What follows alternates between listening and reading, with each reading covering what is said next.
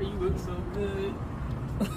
Alright, turn me on out today's adventure of me and Mr. Norris. First of all, we went to the track supply to get some supplies for our boundary lines. So we found our first marker and put down the stake, our T-post, drove that in the ground, and we also spray painted it so when we come back and do our fence line, we'll know exactly where they are. And this is why you read your map, because we put it in the wrong spot.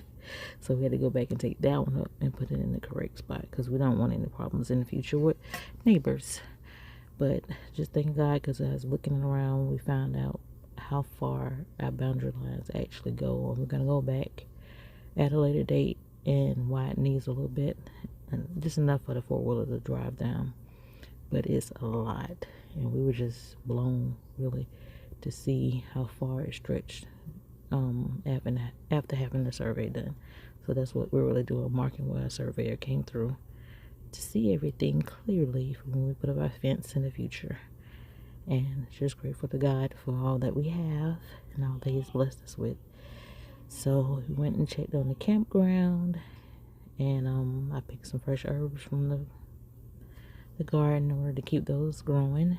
Checked on the tent site to make sure everything was dry from how we had it set up till we get a future storage. Plan on taking those herbs back to my chickens at the house. They'll love that. And then we got stuck in the mud for about an hour and a half. So we was digging, took a little break, cutting down trees, putting things up under the tires, doing everything.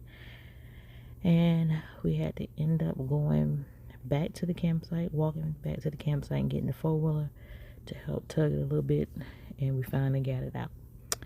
And then the four-wheeler started leaking gas, so I had to get towed back to the campsite. But we went right back to work, put down some rappel on to keep the snakes out of the tent area, found some more boundary markers, and then we went home singing Ribbon in the Sky by Stevie Wonder.